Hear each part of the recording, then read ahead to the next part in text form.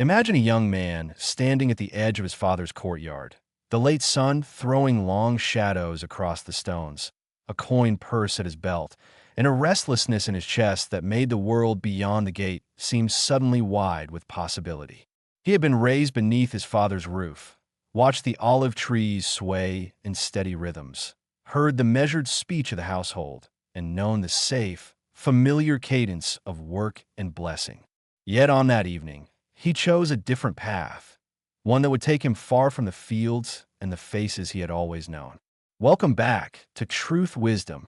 If you enjoy Bible stories told in a calm and meaningful way, feel free to subscribe and follow along. Now let's begin today's story. There was a man who had two sons, and the younger of them came to his father with a request that startled the household. He said, plainly and with a tremor both of impatience and of longing, "Father, give me the share of the estate that falls to me." To ask for one's inheritance before the father had died was to speak of leaving, to name a separation in the warm center of a family.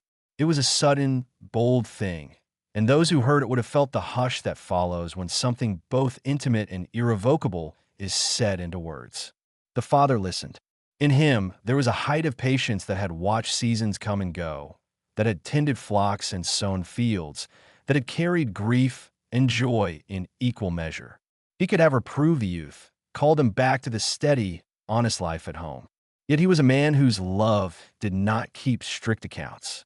He divided his estate between his sons, and the younger son accepted what was given to him. He left home and journeyed to a distant country. The road outward unfolded in stages. The first day was bright with the thrill of choice. The town gates fell away.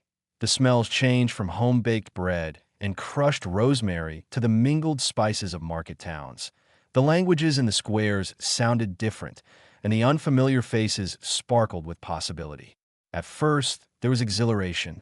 Money is a kind of wind that can lift a person's spirits when it flares. There was feasting and laughter, new clothes, and nights that stretched like ribbons, full of songs and companions whose names were as ephemeral as the smoke of their pipes. In those first months, he was free in ways he had not imagined. He wandered from tavern to festival, from bright lamplight to the loud, careless company of strangers. He bought favors, food, and the illusion of being known. The coin in his purse became lighter with every feast, every careless purchase. Friends who had been plentiful when gold was abundant thinned away as the days wore on. New friends took their place for a while, smiling, loud, and as absent as they had appeared.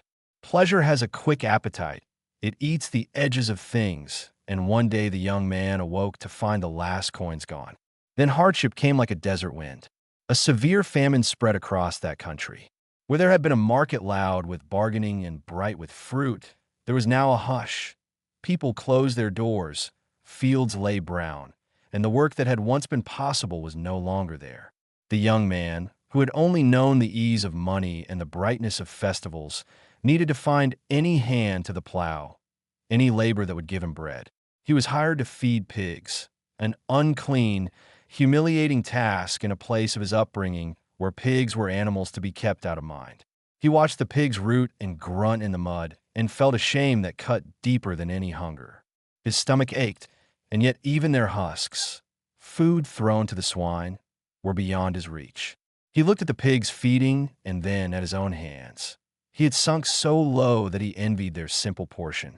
In that place, worn and emptied, something inside him gathered itself like a small, fierce ember.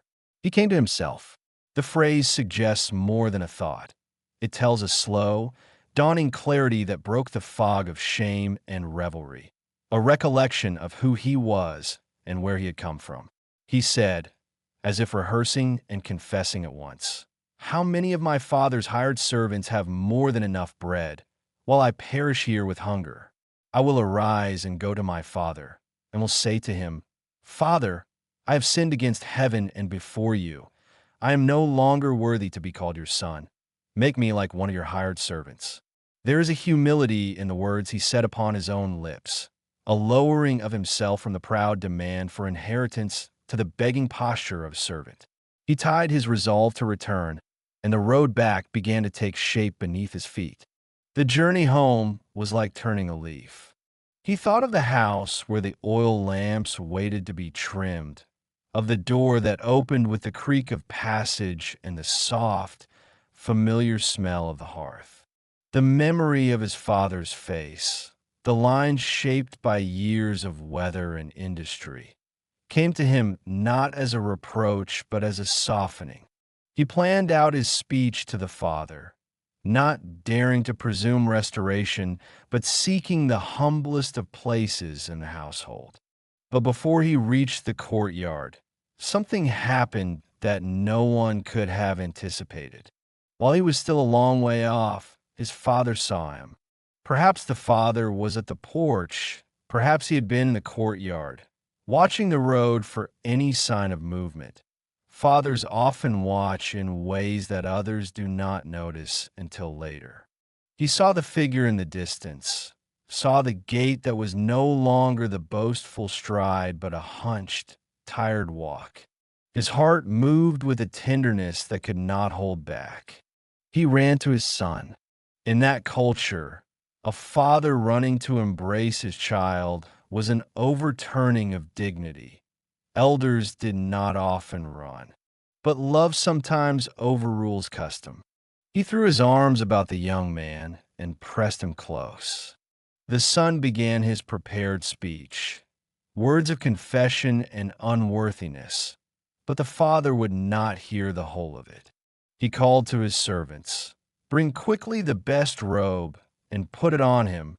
Put a ring on his hand and sandals on his feet, and bring the fatted calf, kill it, and let us eat and be merry." There was an astonishing reversal. The very things the son had declared himself undeserving of were given before his apology had been completed.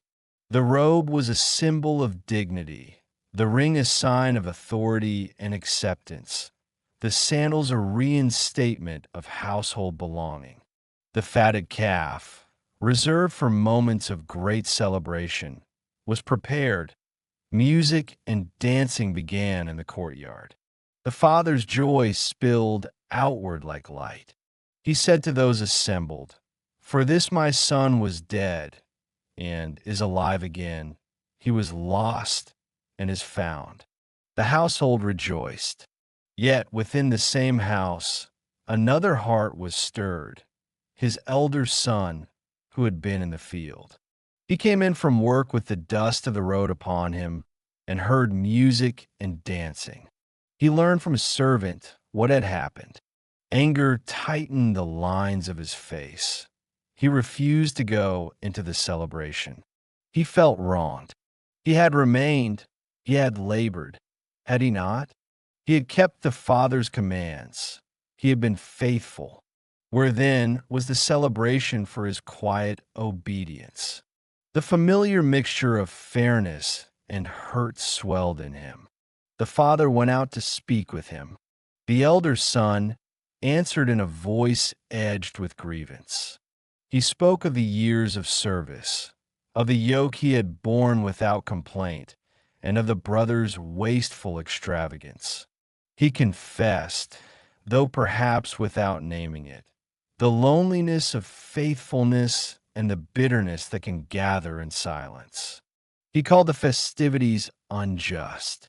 To him, the father gave no reprimand. Instead, he offered an invitation and an explanation that reached to the heart of the matter.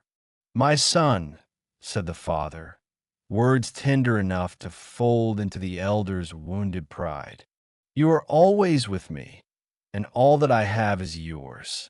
It was fitting to make merry and be glad, for this your brother was dead and is alive again. He was lost and is found."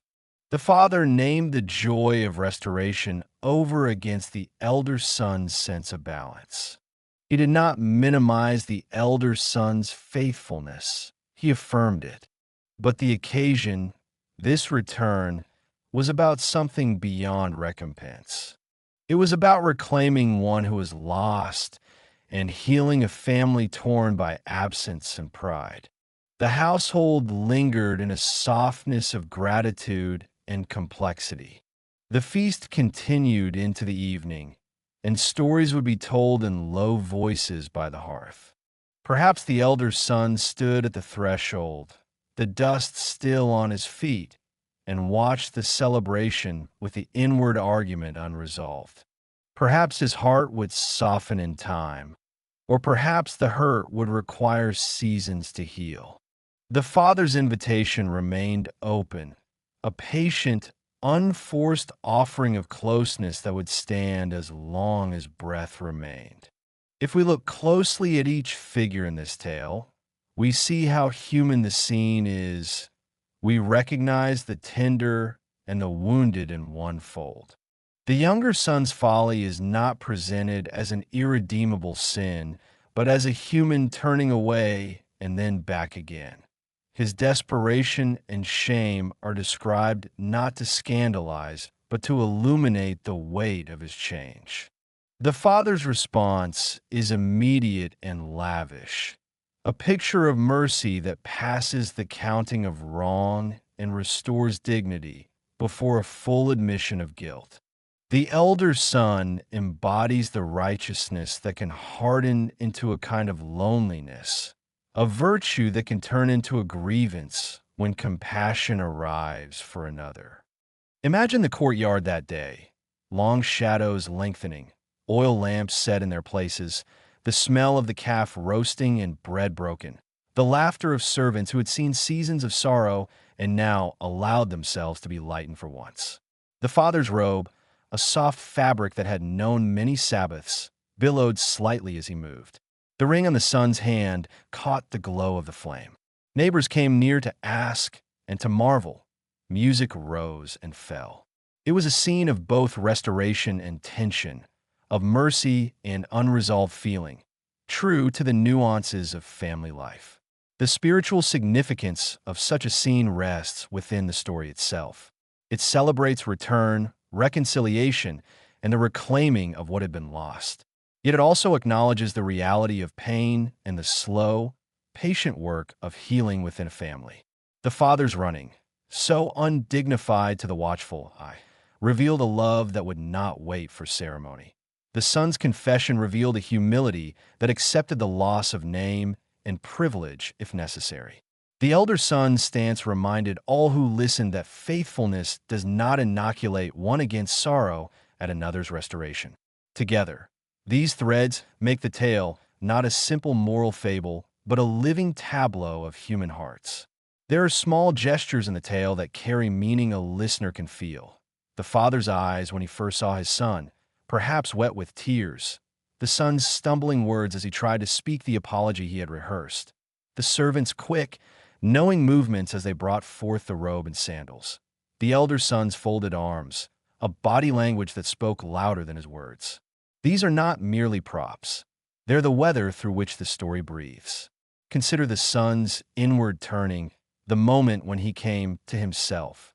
That phrase suggests the quiet work of conscience, the returning of scattered identity to its source. It is not simply regret. It is a recollection of a home that had been loved and a recognition of the loss of place and name. His prepared speech is a study in contrition, a lowering of self that seeks not restoration by right, but by grace. The father's refusal to wait for such a plea to be finished shows the immediacy of welcome. He does not demand penance before drawing his child nearby.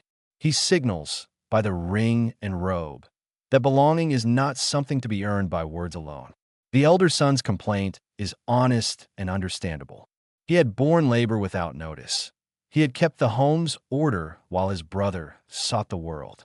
The feast for the returning son did not erase his service, and the father took care to say, "All that I have is yours." Yet the father also insisted on celebration for the lost who have come home. In this, the household saw two truths at once: the constancy of what had always been, and the need for rejoicing when the absent returns. The father's words hold both in a broad hand. Throughout the story, the scenes of poverty and plenty sit side by side. The distant country is painted not only as a place of pleasure, but as a place where scarcity could swiftly follow indulgence. The imagery of the pigs, the mud, and the husk contrasts sharply with the robes and sandals in the courtyard. In that contrast lies the arc of the young man's life in a few days: ephemeral pleasure, the depth of loss, and the sudden lifting into acceptance. And then there is the sound of celebration itself. The fatted calf's skin crackling in the oven, the clatter of platters, the murmur of voices, a flute's near-tender notes weaving through laughter. The music of a home that had been broken and now sought to bind itself again. The father's command to prepare the feast was an action that tore out any finality to estrangement and replaced it with communal joy. He called for music and a feast, not simply because his son had returned, but because the return meant a repair in the weave of their lives. It is easy to imagine life after that night. The son in the robe may have sat quietly by the fire, learning the rhythms of the household again, the tone of his father's greeting, the way his elder brother tilled the fields. The older brother may have mulled over the father's words, allowing them to settle like seeds that, with time and rain, might grow. Families are patient things. They carry both festivity and work in equal measures. If you will, listen for the softness in the father's voice when he spoke to each son. To the younger, there was joy unburdened by reproach. To the elder, there was affirmation and an invitation to join in the joy. The father's heart, wide as any that is loved, held both sons, the one who had left and the one who had stayed, without collapsing under the weight. He offered not a simple justice, but a father's wisdom, that the measure of family is not in keeping score, but in the readiness to welcome. As the story draws near its close, a quiet follows the music. The courtyard cools into night, and the stars appear with the steadiness that remembers all seasons. The father may have sat a while longer with his sons, speaking softly about the vines and the weather, about ordinary things that stitch people together. In the morning, there would be work to do, fields to inspect, flocks to tend, bread to bake. But within those ordinary tasks, something had been mended. Before we finish this telling, a gentle invitation. If this story touched you and you would like more calm retellings of Bible stories, please subscribe and stay with us for the next one. And a simple question to carry in your thoughts: which moment in this story stayed with you the longest? Thanks for watching. See you in the next video.